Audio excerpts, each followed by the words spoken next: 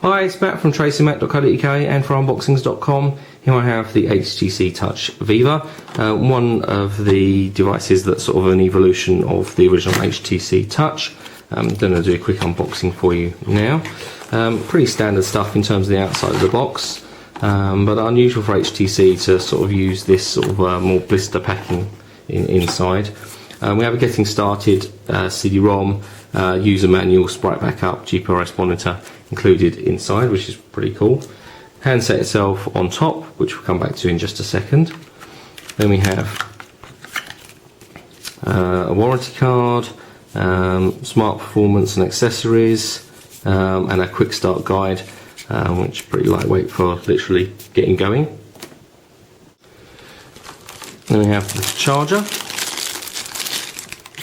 which is a standard USB style charger, which we obviously plug in different adapters. I only have a European plug with the model I have here, because actually the Viva wasn't intended to be released by HTC in the UK. In actual fact, they considered the Viva to be a little bit too basic for the UK market. So you can actually still buy it. Typically it's generally as an import, but you can get them. We have a screen protector, we have the HTC Care, and also looped around here, which I won't just take out now, but basically we have a standard USB to mini USB cable looped around there. I'd say fairly basic packaging and actually a fairly basic handset.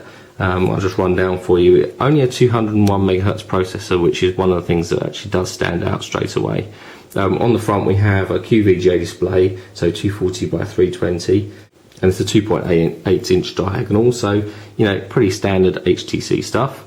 Below that we have the D-pad, up, down, left, right, push button in the centre, and then phone keys either side for red and green, basically send and end your calls. No soft keys underneath the screen as you would typically expect, so fairly basic on the front. Just have a large loudspeaker. On the top we have the power button, so let's just power up. Down this side we have an up-down rocker for volume control. Again, pretty clean, pretty basic stuff. On the bottom have a sync charge connector, the extended mini USB. So we have sync charge and also headphones. You notice no headphones supplied, but obviously you can use them if you've got them. Microphone is just there. Nothing actually on the right hand side save for the stylus, which is a fixed length. It's not telescopic, slightly weighted, but again fairly standard. On the back we have a 2 megapixel camera.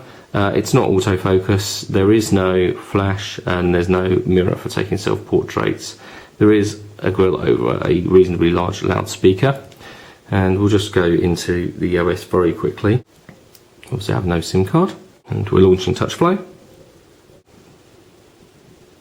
Okay, so we have a fairly straightforward implementation of the TouchFlow interface, very similar to that we see on, say, the Touch 3G, where we have the tabs along the bottom, where we have, obviously, start off with home, we have the clock, then we have our contacts and people, we have our messages, we have our email accounts, should they be configured, we have our internet browser, we have our photos and camera, music,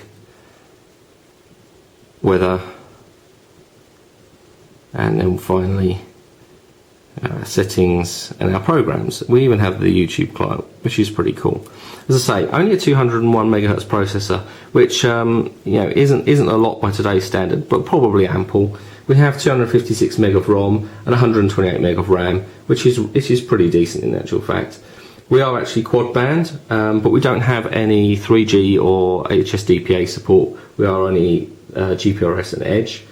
Obviously touchscreen, Windows Mobile 6.1, Bluetooth 2 with EDR support, and we have built-in Wi-Fi 802.11b and G. Say just a standard 2 megapixel camera on the back. The battery is actually 1100 milliamp hours, and we'll just sort of pop the back open now and have a look at the battery. Battery pops in here, a SIM card in this space, and our micro SD card pops in just there. And then we put the battery back in like so, and the back cover back on. As I say, a fairly nice, well curved device, very similar. You can see obviously there's similarities between the original HTC Touch and the Touch Viva. There's similarities within the keyboard and so on. But we're a little bit thinner. We're actually fairly lightweight, only 110 grams, which is fairly light for a Windows Mobile handset with touchscreen. 59 millimeters wide, 104 from top to bottom, and actually 15 millimeters thick. But because of this rounded back, it actually feels thinner and it actually feels lighter in your hand than perhaps the specs would suggest. So going to be reviewing the Viva over the next sort of couple of weeks. The review will be online on tracyandmac.co.uk very soon. And if you're a fan of our unboxing videos, why not check out the rest on unboxings.com.